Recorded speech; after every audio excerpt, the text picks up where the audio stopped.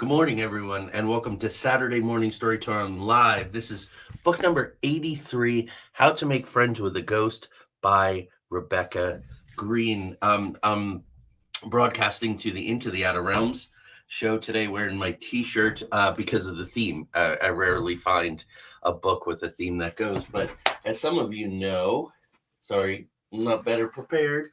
Um, Tanya and I wrote this book, Roommates from Beyond, How to Live in a Haunted Home.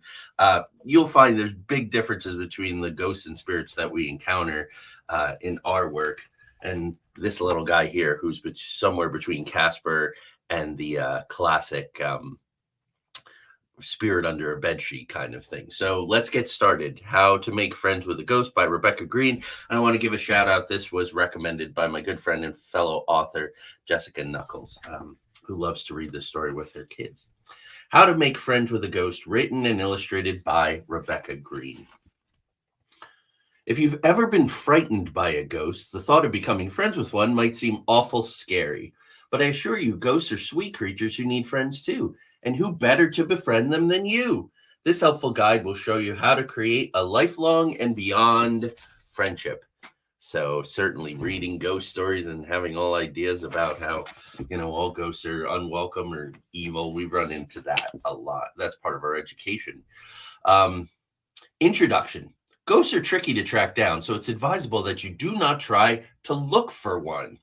Most of the time, when a person thinks they have found a ghost, they have not. See figures 1, 2, and 3. It's either a child in a costume, it's something on the lens of the camera, and the third one is a towel on a doorknob. Tanya and I have spent a lot of time looking at people's photographs, and oftentimes they are digital anomalies from cameras. However, Dr. Fantonius Spookel, leading ghost expert and poet, writes, a ghost is nearly impossible to find. You can look till your face turns blue, but if you're a person who's sweet, warm, and kind, a ghost may come out and find you. Tanya and our daughter Jolie certainly are warm, sweet, and kind, and the ghosts and spirits come to them all the time. If you think you have been found by a ghost, use this handy classification guide to make sure the creature is in fact a ghost. From the archives of the Department of Paranormal Classification at the Society of Supernatural Studies. Well, there are all kinds of societies. That's a made up one there. So, and here are the parts and pieces of a ghost. And that's why this becomes very different than what we're used to. Small mouth, but eats a lot. Shifts in size, but is usually 2 feet tall. A healthy ghost has rosy cheeks, arms but not fingers, a wavy bottom for mobility, great eyesight, can see in the dark, and body transparent and will glow slightly. So there you go. That's the kind of ghost we're talking about here. Part 1, ghost basics. And they threw a bat in there for some reason. It looks good. Do's and don'ts. Although you might be frightened when a ghost greets you, do not run. Ghosts are very sensitive creatures. You know what? I think Tanya might be watching this, and I think she'll agree. A lot of this is just good sense for the work that we do too.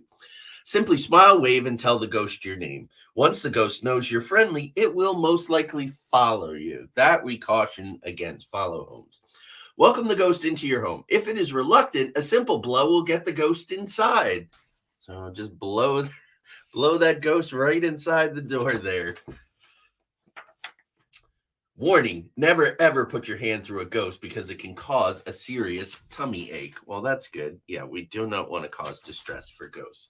Part 2, ghost care. Now we have a spider, so there's the theme, spooky animals for the titles. Feeding a ghost. You can feed them cinnamon dusted insects or moldy toast or mud tarts, pickled boogies, or earwax truffles. I don't know. It sounds like Bertie Bott's from Harry Potter.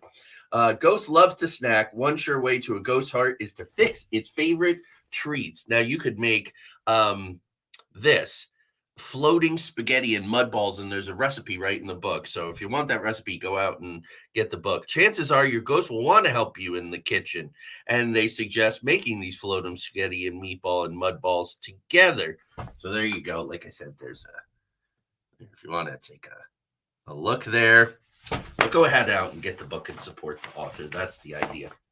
I also recommend these other tasty dishes. We have musky biscuits with jam. We have spiderweb sushi. We have monster mashed potatoes, dead leaf salad with boutons, boutons, thunderstorm soup.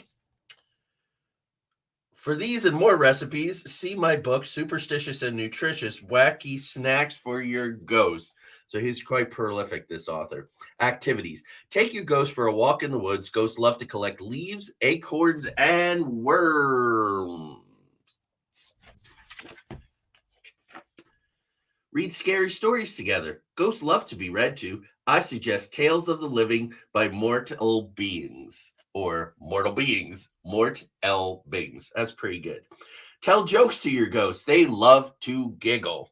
Knock, knock. Who's there? Boo, boo hoo. Oh, why are you crying? That old chestnut made it into the book, which is pretty great. Just having a little laugh with your ghost. That's cool. Take your ghost trick or treating on Halloween. Everyone thinks it's a ghost costume. Throw a dance party. Ghosts like to groove to creepy music. I recommend Spooky Jams by the Spiders or the Monster Mash, that old classic. Give your ghost a bedtime bath. I suggest warming water in a cauldron and blowing your own bubbles. Putting your ghost to bed every night will ensure it sleeps soundly with plenty of nightmares. Ghosts love nightmares. Make your ghost a cozy bed. Try laying down moss in the darkest corner of the attic. You can also make a canopy out of the spider webs. I'm thinking some of the ladies I know would not want to do this part. Ghosts love to be sung to. Instead of words, try singing to them in eerie hums and wails. Hiding spots. Others might be wary around your ghost, so it's best to find good hiding spots. You can hide your ghost in a tissue box, which is, to me, that's a pretty funny image. This is a fun book, Jessica. I can see why you and the kids love it. Or hide your ghost in your sock drawer. It's also a great place for napping, especially if the socks are just come out of the dryer.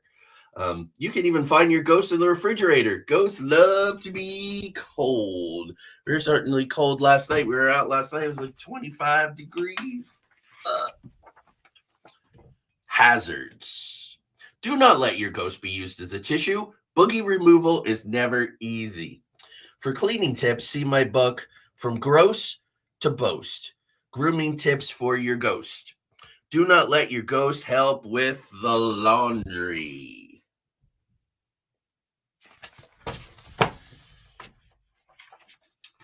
Do not let your ghost get eaten. Others can mistake ghosts for food items such as eggs, whipped cream, sour cream, and marshmallows.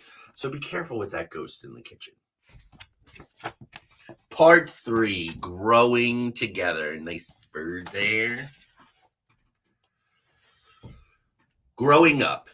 When you move to a new home, make sure it's not already haunted. Ghosts do not like competition. When you start working, you will still have to make time for your ghost. I suggest take your ghost to work day.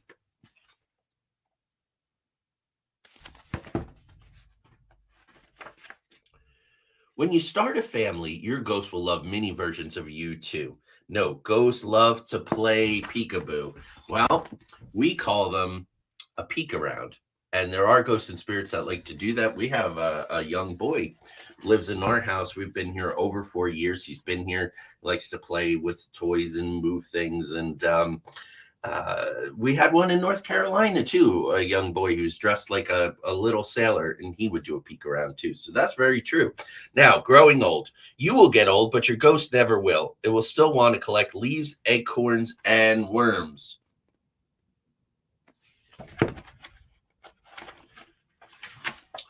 If your eyes can no longer see, your ghost will be there to read to you. And even if you can't remember jokes, your ghost can. It will be there to make you laugh. So this lifelong companion at advanced stage, that sounds pretty good. The best part about making friends with a ghost is that you'll have the sweetest friend forever. According to Dr. Fantonius Spookel, if you've been lucky enough to be found by a ghost that calls you its friend, then your friendship will last, for it knows no bounds. You'll be friends even after the end, when you yourself become a ghost and you'll be companions. So there you go. That's it. It is How to Make Friends with a Ghost by Rebecca Green. I got this on Amazon. I think it had to come from a third-party seller, so it took several weeks, but it was well worth the wait, as you could see. And then, if anybody is interested, ghost spirits have hauntings in their home, know that somebody does. This is Roommates from Beyond, How to Live in a Haunted Home. My lovely and very talented wife, Tanya, and I wrote this book a couple of years ago. You can get this on Amazon. You can also get our Watch Out for the Hallway, our 2-year investigation of the most haunted library in North Carolina. So I'll see you next week. It's have a wonderful Thanksgiving. And next Saturday, I'm going to do a book about a farm. I think that'll be nice for Thanksgiving. And then we'll see what comes as we work our way towards 100 books. So have a wonderful day. If it's cold by you like it's cold here, stay warm. Really appreciate you checking this out, everyone who watches it live and the many, many people who watch it after the fact. Take care. Be well. Bye-bye.